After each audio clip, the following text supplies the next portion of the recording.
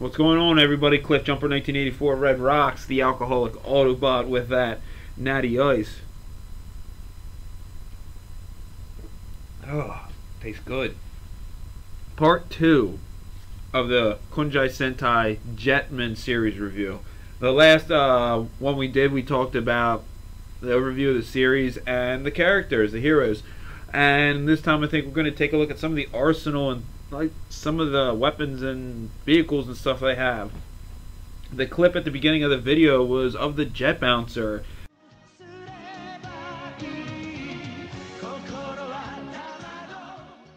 And what I'm thinking is, you never really know what it is, but I guess it's a Mazda truck. They never say, because at the end credit it says Mazda, and it made me think, because obviously Ryu's driving around in a white RX-7 as when he's not in Jetman mode.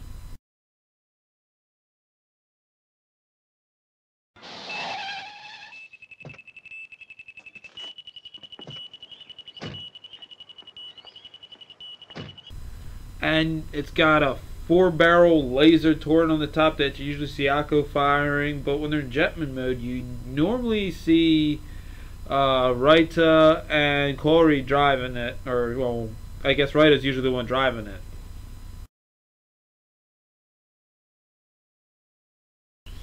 They also have jet speeders, and it's something that Guy and Akko ride. And it's just weird because when Guy's not in Jetman mode, he's got his own motorcycle he's running around.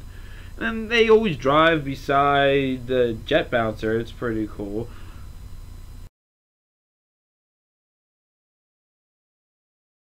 And then you got the jet striker, and when Ryu is in his Jetman mode, he's driving this awesome, I don't know what it is, it kind of looks like a dune car, but like it's like a kind of a Formula 1 buggy dune car going on. Maybe not so much a dune car as like a buggy, but it looks fast. But what's badass is that it does this.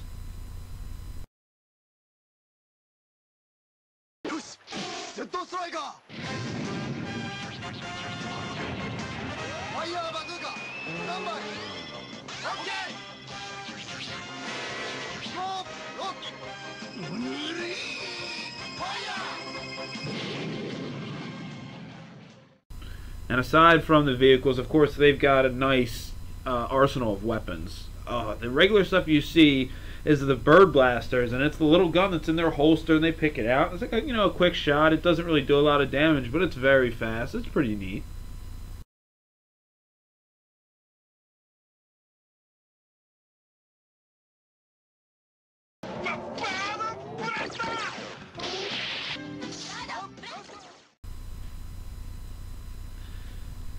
Bringer swords, and they're just long swords, and they sit in a sheath. And what's cool is the part that comes off from the handle, it folds in when it's in their holster, and it pulls out when they unsheath it.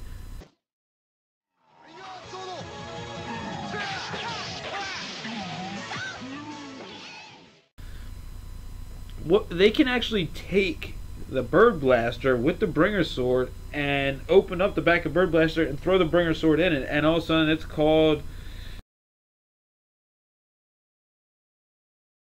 Can you guys remind me real quick?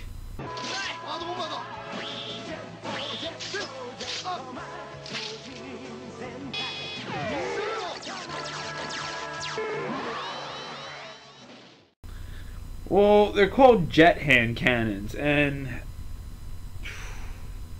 I guess it's like, a heavier duty attack. And there was an episode or two, maybe three, where it actually did finish off a biodimensional monster.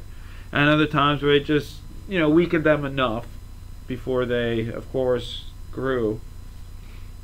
Some of the other weapons they had, when they found out that the bird blasters wasn't enough, I don't know who developed them. It was, I guess, the commander. They developed the beak smasher. And the beak smasher was fucking awesome, man. You could shoot it, and the laser, what it was like a seeking laser, and it would find the target. And they really only showed it on one episode, but it was pretty cool, I guess. They were trying to chase something that was fast, and that pretty, gave them a reason to defeat it. But as a new weapon, that's cool.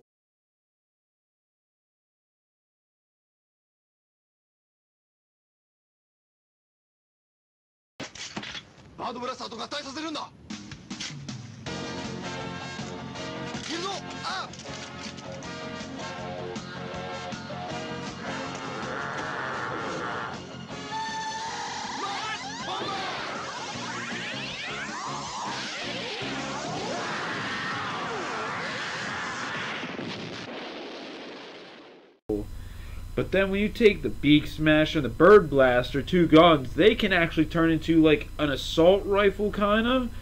And it was called the Smash Bomber. And they did like, finisher when all five of them shot that over. That was pretty cool. I think it maybe only happened one or two episodes. And last but not least was the Wing Gauntlet, and it was just basically like, a punching gauntlet with some, it had supposedly electrical forces in it to make, a big punch, and it would do that punch that you've seen in the first episode that I did, and let me redo it now.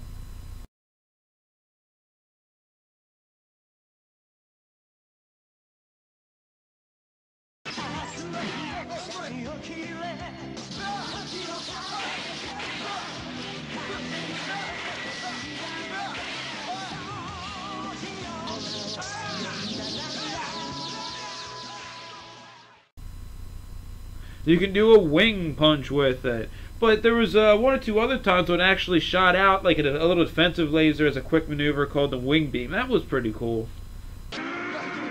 Wing Gauntlet. Okay? Wing Gauntlet. Wing beam.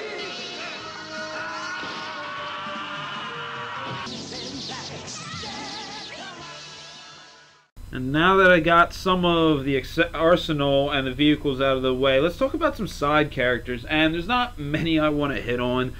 One that's not so much important is a guy that I talked before when I talked about Corey, and that's her butler. He's in pretty many episodes, and he drives her places. I said that before. There's times when he's brought her food, and she answered the phone, I think, for her, or told her she had a phone call. He didn't really do that much, but he's in a lot of episodes that I'm going to bring him up enough.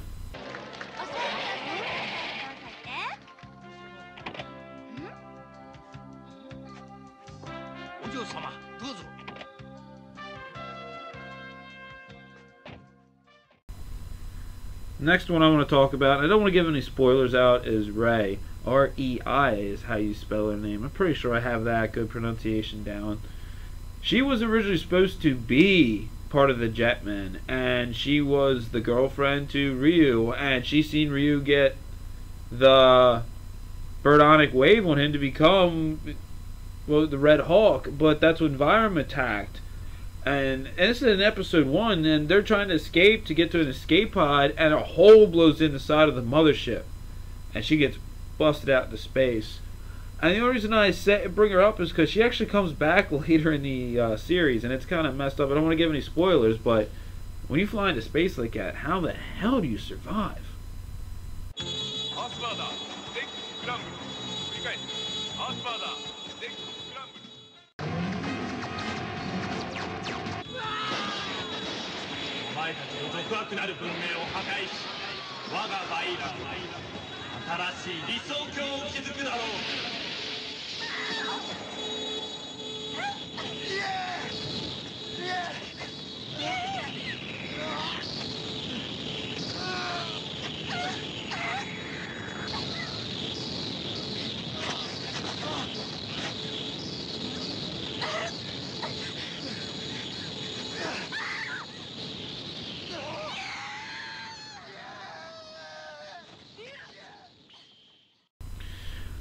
The last person I want to talk about, which of course gives a cool Red Rocks thumbs up to, is the Commander. She's not, she basically gives the Jetman all these ideas, but she came in dire need of them. She's the one that basically saved Ryu's life on the mothership. I don't know if she was one of the lead people together who actually invented the Beak Smashers. Oh man. I know she delivered them to him, but I think she actually helped with the final touches on them. She had some plans and told them what to do for fixing some of the mechas. I think we're going to get to them later.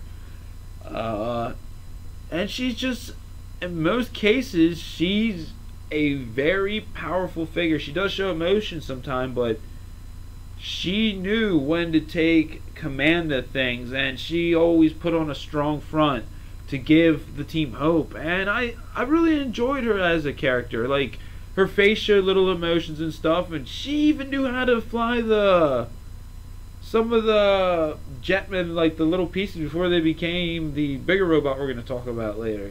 The jet machines. Yeah, she was able to fly the Red Hawks version of them, and she does a lot more. And I definitely believe that, again, that she needs to be talked about.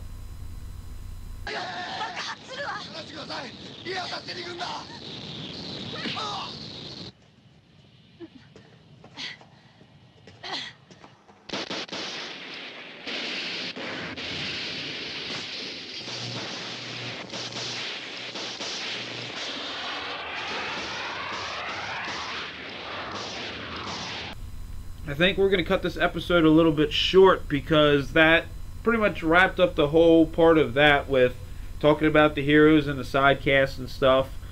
And I think the next episode what I got to do, of course, I got to start talking about the villains. And, wait, what the fuck?